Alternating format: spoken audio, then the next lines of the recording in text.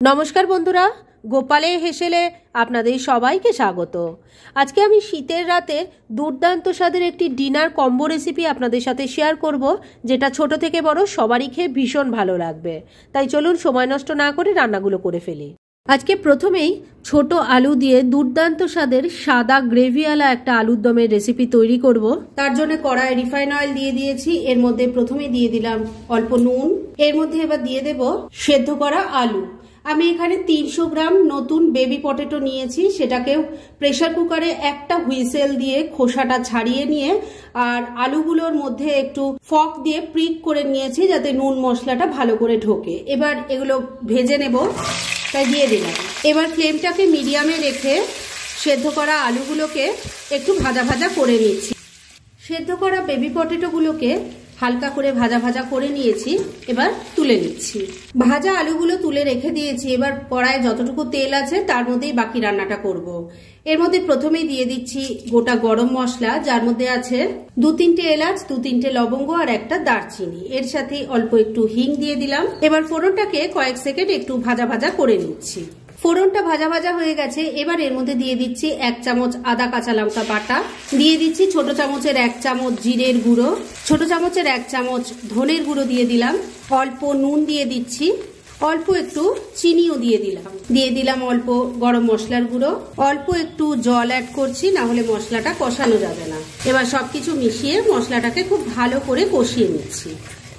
ওদিকে মশলাটা কষানো হচ্ছে আর এদিকে আমি এই রান্নার আরেকটা মশলা তৈরি করে নেব। সেজন্য প্লেটের মধ্যে কিছু জিনিস সাজিয়ে নিয়েছি। এখানে আছে 2 চামচ পোস্ত, 12-14টা কাজু বাদাম নিয়েছি আর 1 চামচ আছে এখানে চারমগজ। এই সবকিছু মিশিয়ে নিয়ে প্রথমে শুকনোই গুঁড়ো করে নেব আর তারপরে এর মধ্যে আরো একটা জিনিস পড়বে। মশলাটা দেখুন শুকনোই গুঁড়ো করে নিয়েছি। এবার এর মধ্যে 1/2 কাপ টক দই দিয়ে দিচ্ছি। এর সাথেই দিয়ে দিচ্ছি অল্প একটু জল। এবার এটাকে আবারও বেটে নিয়ে একটা মিহি পেস্ট তৈরি করে নিচ্ছি। মশলাটা দেখুন তৈরি করে নিয়েছি আর এদিকে কড়াইয়ে যে মশলাটা কষানো হচ্ছিল সেটাও সুন্দরভাবে কষানো হয়ে গেছে, ওটা থেকে তেলও ছেড়ে দিয়েছে। এবার তৈরি করে রাখা মশলার পেস্ট এর মধ্যে দিয়ে দিলাম আর এই সময় কিন্তু ফ্লেমটা একদম কমে করে তবেই মশলাটা দেবেন। এবার সবকিছু মিশিয়ে নিয়ে মশলাটাকে আবারও খুব ভালো করে কষিয়ে নিচ্ছি। 2-3 মিনিট সময় নিয়ে মশলাটাকে খুব ভালো করে কষিয়ে নিয়েছি। এবার ভেজে রাখা আলুগুলো দিয়ে দিলাম। মশলার সাথে খুব ভালো করে কষিয়ে নিচ্ছি। মশলার সাথে আলুটাকে খুব ভালো করে মিশিয়ে কষিয়ে নিয়েছি। এবার এর মধ্যে গ্রেভির জন্য জল দিয়ে দিচ্ছি। এই রান্নাটা কিন্তু খুব বেশি ঝোলঝোল হয় না, তাই সেই বুঝে জল দেবেন। মিক্সির জারটায় অনেকটা মশলা লেগেছিল, তার মধ্যেই জল নিয়ে দিয়ে দিলাম।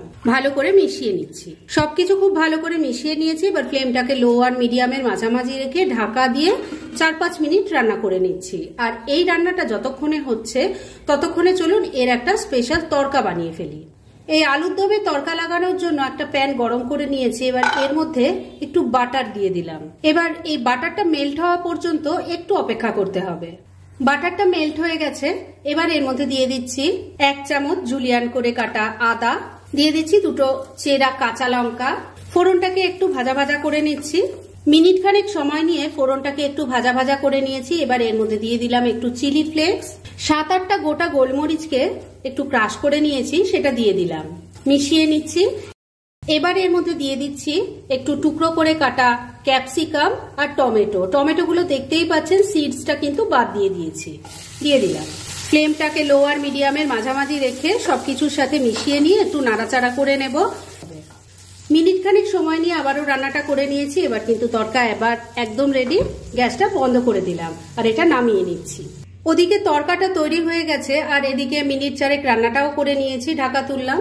আমি কিন্তু মাঝে 2-3 বার ঢাকা তুলে একটু নাড়াচাড়া করে দিয়েছিলাম আর নুন মিষ্টিটা চেক করে নিয়েছিলাম।